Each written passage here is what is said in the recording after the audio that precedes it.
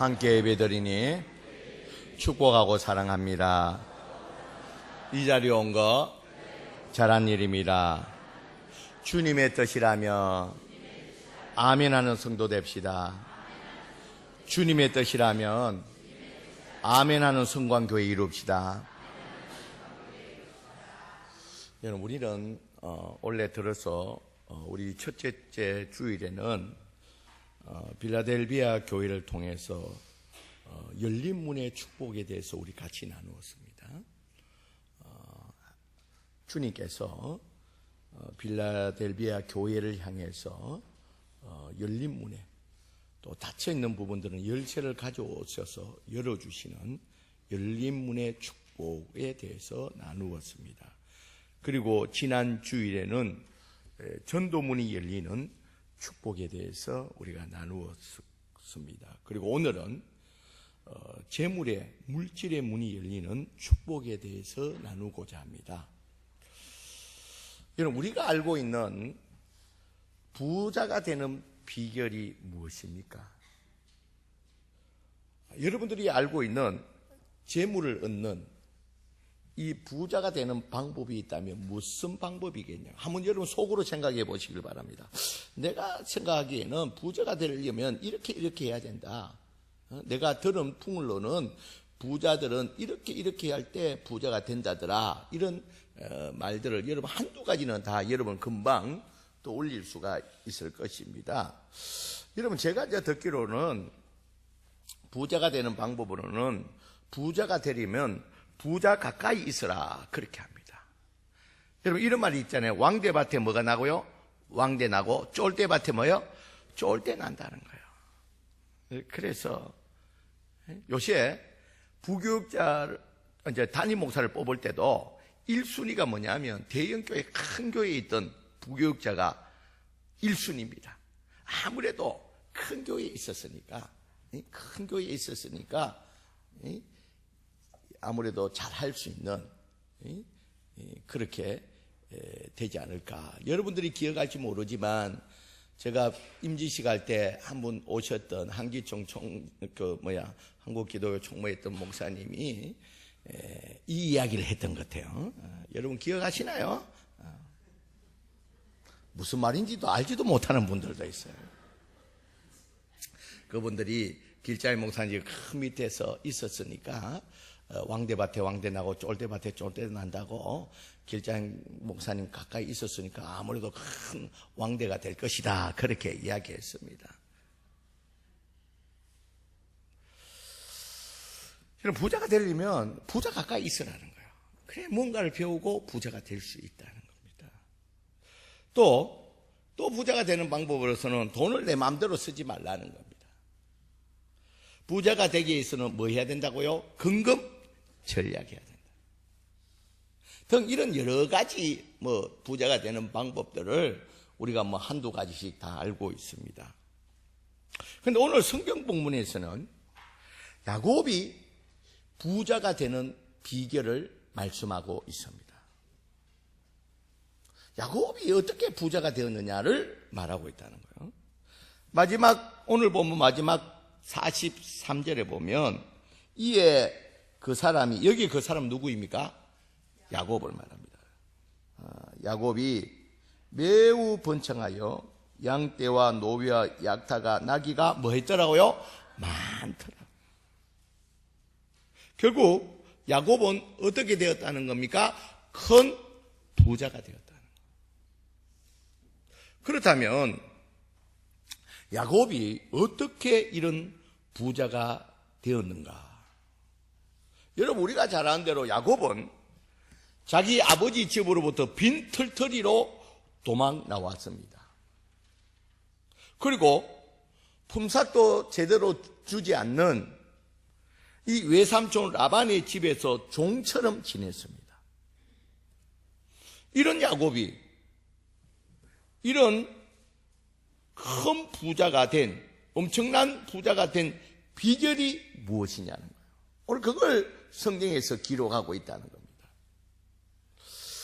야곱은 그동안 14, 15년 동안은 10번 이상 외삼촌 라반이 자기 좋은 대로 이 품삯을 변경했다는 거예요. 열심히 일해가 품삯 줄 때쯤 되면 또 그 품삯 주는 방법을 바꾸어서 조금만 주고, 이렇게 10번 이상을 품삯을 변경하여서 결국은 이 야곱이 14, 5년 동안에 거의 무료로 그렇게 봉사하게 된 셈이 되었습니다. 그래서 야곱은 이 외삼촌 라반과 다시 품삯 계약을 맺습니다. 그런데 그 계약 내용이 먼저 30절에서 36절에 보면 말도 안 되는 계약을 외삼촌 라반과 맺게 됩니다. 먼저 야곱이 이 외삼촌 라반에게 제안하기를, 어떤 제안을 하냐면, 먼저 외삼촌의 양과 염소 중에, 지금 자기가 기르고 있는 외삼촌의 양과 염소 중에 일부 변종, 얼룩지고 점 있는 양과 염소를 먼저 분리하자는 거예요. 그럼 몇 마리 되지 않습니다. 그걸 분리해서 멀리 사흘길쯤 되는 먼 거리에 분리해서 그것을 자기에게 주고, 그리고 이제부터 대다수를 차지하는 흰 양과 검은 염소를 자기가 치겠다는 겁니다. 그리고 이 가운데 혹시 특이하게 얼룩지고 점 있는 양과 염소가 태어나면 야곱 자기의 품삯으로 달라는 겁니다. 그런데 외삼촌 라반이 생각해 보니까, 여러분, 얼룩지고 점 있는 양과 염소가 완전히 분리된 상태에서, 얼룩지고 점 있는 양과 염소가 같이 있으면 몰라도 이 얼룩지고 점 있는 양과 염소가 완전히 분리된 상태에서 순수한 대부분을 차지하는 흰 양과 검은 염소만 키우게 되면 얼룩지고 점 있는 양과 염소가 태어날 확률이 높습니까? 낮습니까? 낮은 정도가 아니라 거의 안 태어납니다. 여러분, 우리가 개를 키워보면 잘 알잖아요. 지금 얼룩지고 점 있는 것들은 완전히 분리된 상태이고, 순수하게 흰 양과 검은 염소, 자기들끼리 이 교배를 하기 때문에 이 얼룩지고 점 있는 양과 염소가 태어난다는 것은 거의 불가능합니다. 태어날 리가 없다는 겁니다. 그러니 이 라반이 생각할 때는 오히려 품삯을 하나도 주지 않고 이 목축의 경험 많은 야곱을 계속 일꾼으로 써먹을 수 있다고 생각이 들었습니다.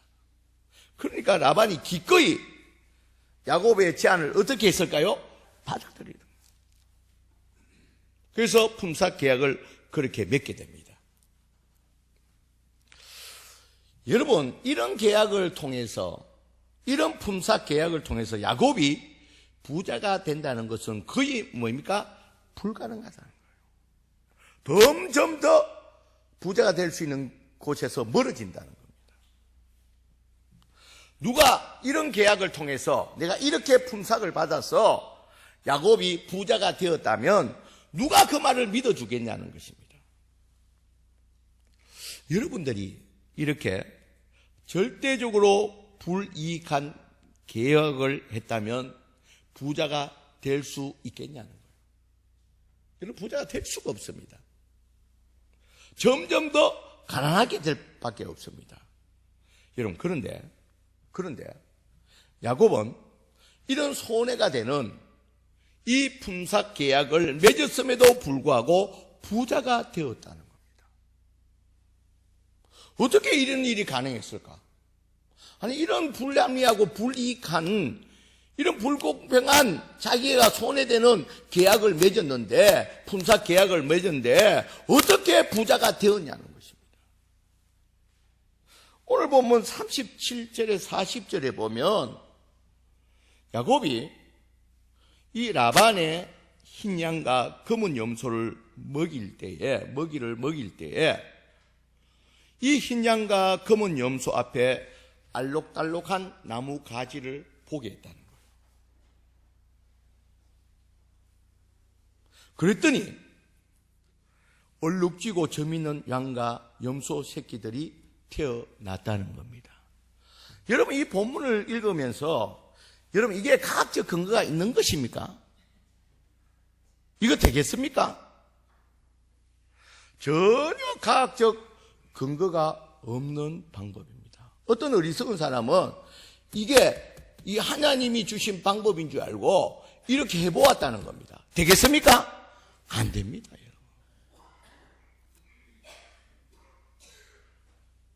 그리고 그렇게 태어난 얼룩지고 점 있는 양과 염소를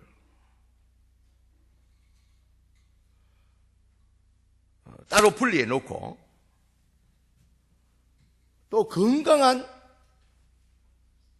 흰 양과 염소가 새끼를 배울 때 또 이 나무를 보여주는 거예요. 아무래도 부모가 건강하면 새끼도 어떻게 됩니까? 건강한 새끼 나옵니다. 그런데 이 알록달록한 나무를 보여주었더니 어떻게 됩니까? 새끼가 또 얼룩지고 점 있는 새끼가, 그것도 건강한 새끼가 태어난다는 거예요. 그리고 약한 비실비실한 양과 염소가 임신할 때는 그 나뭇가지를 보여주지 않으니까 결국 어떻게 됩니까? 흰 양과 검은 염소는 비실비실한 그런 새끼들만 낳게 된다는 거예요.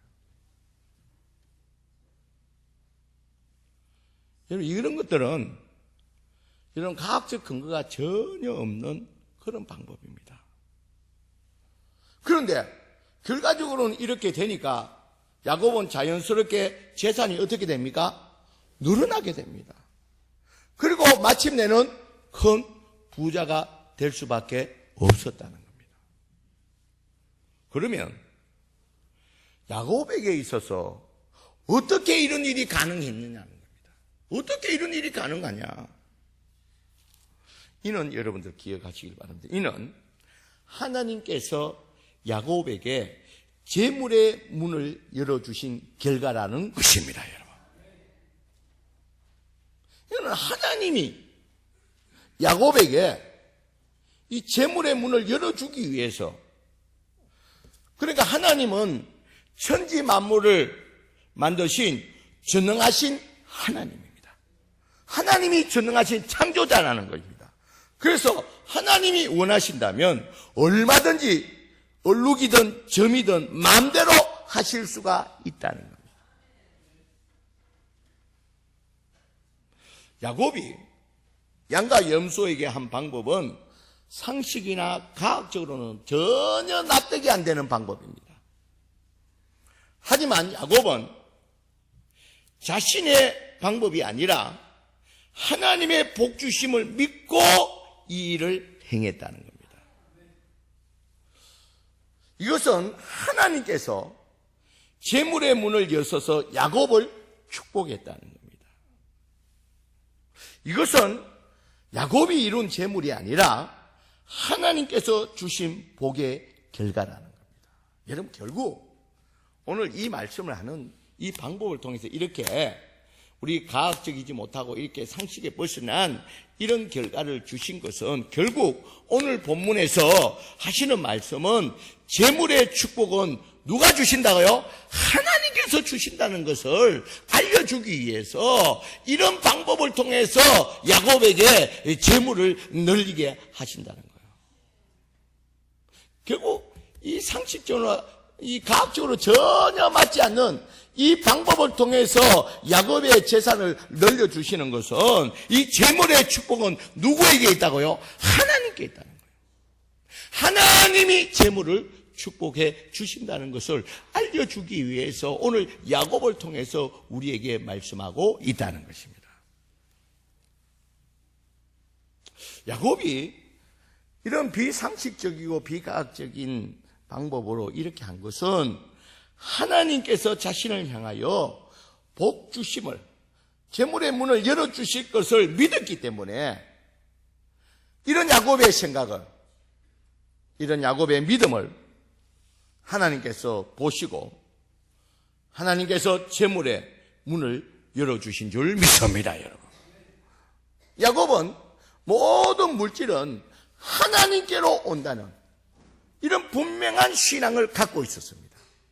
그래서 이런 방법을 통해서라도 하나님께서 재물을 주신다는 것을 우리에게 보여주고 있다는 겁니다. 그래서 하나님은 야곱의 신앙대로 이루어 주셨다는 겁니다.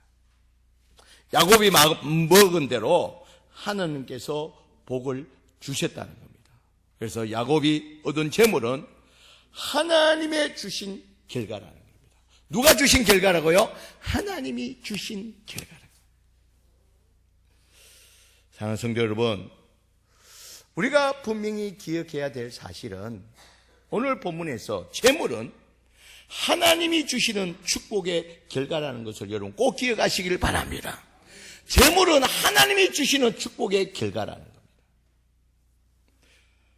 우리가 노력해서 어느 정도 부를 저축할 수 있는 것도 사실입니다. 그러나 하나님께서 주시는 축복의 세계가 열려야지만이 진정한 부자가 될 수 있는 줄 믿습니다, 여러분. 우리가 올 2018년 한 해를 사는 동안에는 재물이 필요합니다.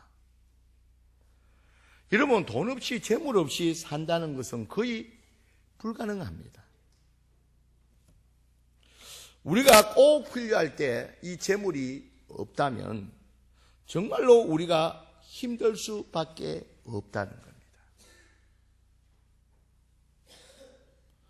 여러분, 재물이 꼭 필요한데 재물이 없다면 우리의 마음이 상하게 됩니다. 그리고 때로는 재물이 없으면 관계가 무너질 수도 있다는 겁니다.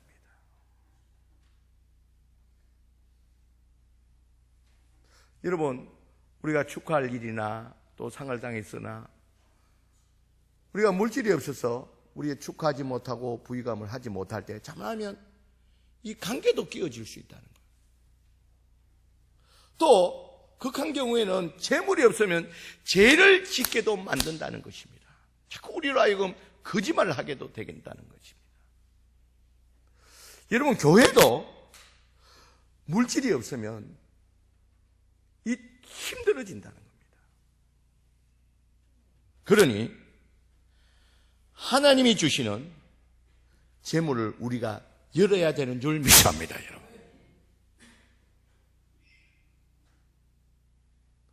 하나님께서 우리에게 물질의 축복을 주셔야 되고 우리는 그 축복을 받아야 된다. 그래서 우리가 하나님께서 주시는 이 복을, 이 물질의 복을, 물질의 문을 열려고 하면 먼저 우리가 분명하게 깨달아야 되는 것은 재물이 어디에서 오는지, 재물이 오는 통로를 바로 알아야 된다. 여러분, 재물은 어디에서 온다고요? 하나님으로부터. 재물의 통로는 어디라고요? 하나님으로부터. 오늘 본문에서 그걸 말하고 있습니다. 여러분, 재물은 우연히 생기지 않습니다. 재물은 하나님이 주시는 것이라는 거예요.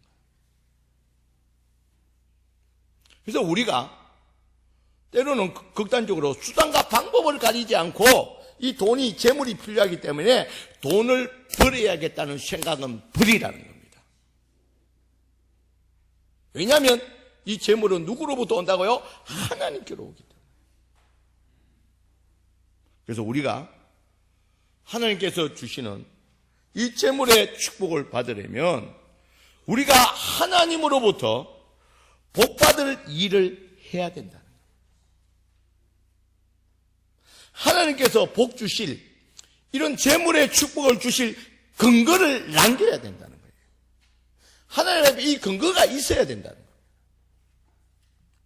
아무것도 하지 않고 이 하나님이 주시는 이 재물의 축복을 받으려고 하면 안 된다는 것입니다.